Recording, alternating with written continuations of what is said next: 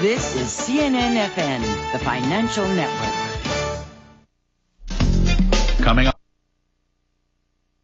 we'll turn in another monster quarter. We'll ask the CEO what's in the pipeline. Wanted men in uniform. We'll speak with the editor-in-chief of the new magazine, Drill. And later, finding the perfect color. We'll take a look at Pantone, a company that puts color into everyday products.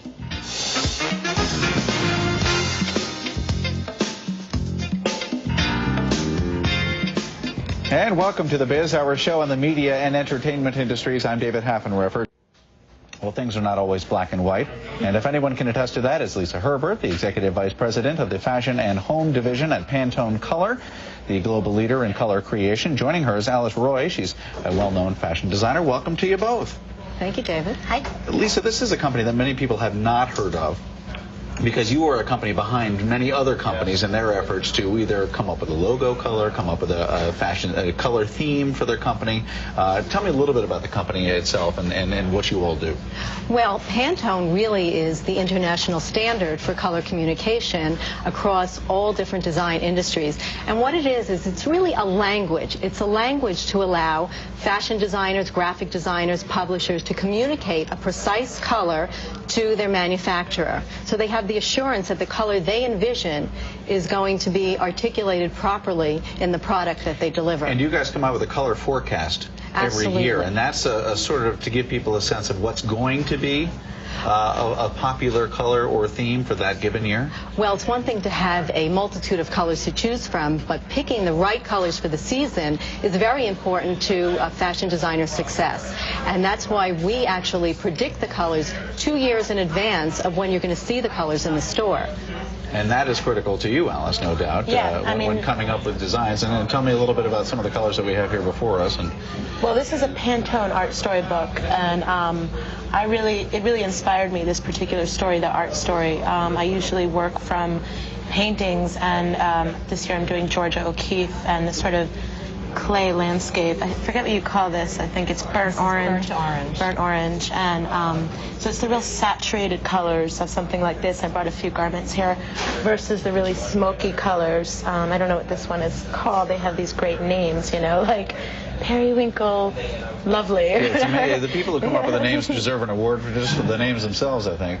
But obviously this is more of a fall color, right? It is, but what I like to do, and I think what we were talking about before, is to always have sort of a pop, a color that pops next to a more smoky one. You know, so like you said before, it's not so black and white. You know, you have like your very kind of subtle colors, your smokies, you're hardly even there, and then your intense saturated ones.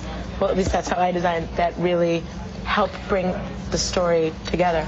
Lisa, you do a lot of work with corporations. They said here in this New York Times article that IBM's Big Blue is Pantone Blue plus Pantone Violet.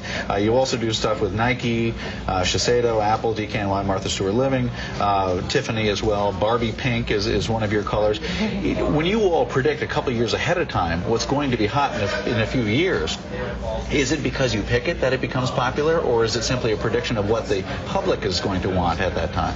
Well, it's really a combination of a lot of things. Because you're a big market force, obviously. Well, absolutely, but color forecasting really involves looking at a lot of things going on in the world, and that could be cultural events and politics and music. So you really study that with a keen eye, but color doesn't just go in and out, it actually evolves. So for example, for fall you're going to see some very dusty colors, but next spring they're going to start to brighten up because it represents our willingness to move on and new beginnings. And there are, by one measure here, I'm reading 1,757 colors. Actually approaching 2,000 colors right now in the Pantone for Fashion and Home system. But Pantone also has many other systems for publishers and graphic designers, for plastics, as well as really cool digital technologies to let you create Pantone colors on the computer. In fact, that's one of the devices that we have here. And yeah, because I hear the graphic artist people here talk about how amazing your color system is. Alice, obviously you need to keep an eye on not only colors coming out of a company like Pantone, but also the fashion needs for those who will be wearing the clothing themselves. Do you start with the color and then move to the design, or? I always start with color. I mean, that's really what inspires me, because I work from paintings usually, something like the way they get inspired. So when I see the painting and I see the colors that I want to match, I go straight to Pantone and start pulling color chips and comparing them to the paintings to really get what I want. It's a fascinating look at a cool company. Lisa Herbert from Pantone Colors, thank you. And Alice Roy, of course, thanks for being with us today.